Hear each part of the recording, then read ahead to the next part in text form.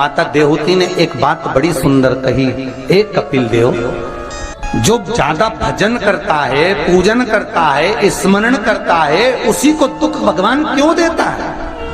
पड़ोसन कभी मंदिर नहीं जाती, अगरबत्ती नहीं लगाती, कभी किसी को 1 रुपया दान नहीं करती, वो तो खूब फले फूले।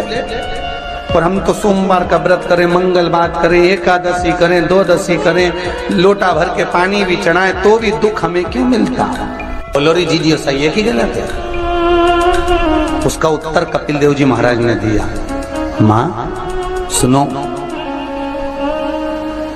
जिस प्रश्न को आपने मुझसे करा, यही प्रश्न देवऋषि नारद ने भगवान विष्णु से करा था।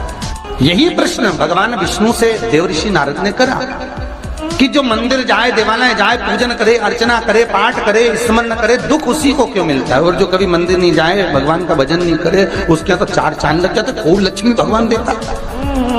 नारद जी ने जैसे भगवान विष्णु से ये प्रश्न किया, तो भगवान विष्णु देवऋषि नारद से बोले, इसका उत्तर मैं बाद में दूंगा, पहले अपन दोनों ब्राह्मण के कपड़े पहनकर चल घूमने चलते। और देवऋषि नारद को ब्राह्मण के कपड़े पहना दिए, भगवान विष्णु ने ब्राह्मण के कपड़े पहन लिए, दोनों घूमने के लिए चल दिए। जाते जाते एक सेठ जी का दरवाजा मिला, एक बहुत बड़ा बंगला, बहुत बड़ा घर, और वहां जाकर भगवान विष्णु ने नारद जी से कहा, भूख लग रही, कुछ मांग ले। सेठ जी क्या? नारद जी ने आवाज लगाई, भिक्षाम देही। सेठ जी निकल के बाहर आए, क्या है बाबा? हमें भूख लगी है, थोड़ा सा कुछ दे दीजिए। सेठ जी बोले, तेरा बाप रख के गया, दे दीजिए, निकल यहां से बाहर। आ गए भिखारी, भीख मंगे, चल निकलो यहां से बाहर। नारद जी के तो कांटे से खून नहीं। नारद जी भगवान विष्णु को देख रहा है, भगवान विष्णु नारद को देख रहा है। विष्णु जी ने नारद जी का हाथ पकड़ा, लेकर चल दिए वापस। नारद जी बोले, सेठ जी ने इतना अपमान करा, तुमने कुछ बोला नहीं? भगवान विष्णु ने दोनों हाथ उठाकर कहा, जा, तेरे यहाँ 4 चौगुना धन बढ़ जाए, तेरी दौलत और बढ़े, संपदा और बढ़े, तेरे पास में लक्ष्मी और बढ़े। नारद जी चले, भगवान विष्णु का हाथ पकड़ के बोले, ये कहाँ की रीति है? उसने धक्के मारकर निकाला, गाली दे के निकाला, बाप तक पहुंच गया, और तुम उससे कह रहे हो कि तेरी लक्ष्मी बढ़ जाए। नारद जी, भगवान विष्णु बोले, मेरा मन, चल तू तो आगे चल। और भगवान विष्णु लेकर चले तो एक बूढ़ी बुजुर्ग माता बैठी थी एक कमरे में, एक घर के अंदर। उस बुजुर्ग को देखा भगवान विष्णु ने कहा, नारद अब इसके यहाँ चलते चलते।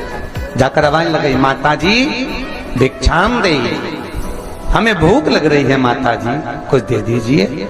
माता जी बोली, देखो बाबा, मेरे घर में खाने का तो कुछ भी नहीं है, बस एक गाय है, उस गाय की मैं सेवा करती हूँ, दूध मिलता है, वही दूध रखा हुआ है, तुम दोनों अंदर आ जाओ।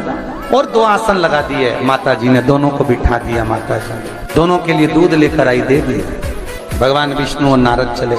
नारद जी बोले, कितनी अच्छी माता है, बिठा के दूध पिलाया, पानी पिलाया, और बस सेठ जी ने धक्के मारकर निकाल दिया। भगवान आशीर्वाद दो इस बूढ़ी माता को। भगवान विष्णु ने दोनों हाथ उठाकर कहा, जा, तेरी गाय मर जाए।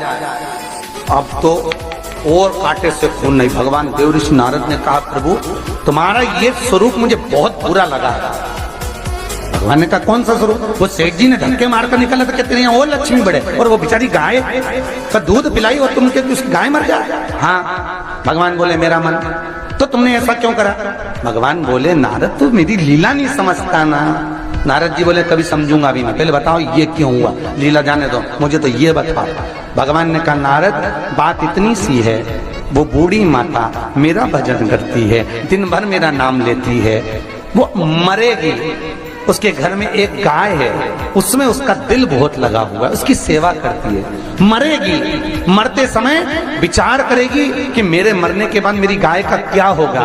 गाय की याद करते करते जब मरेगी तो उसको गाय की योनि मिल जाएगी, वो भगवान के पास नहीं आ पाएगी, विष्णु के पास नहीं आ पाएगी, इसलिए मैंने उसके मरने से पहले उसकी गाय को मार दी। नारद जी बोले, ये तो समझ में आ गया, पर अब ये बताओ कि वो सेठ जी को लक्ष्मी क्यों बढ़ाई?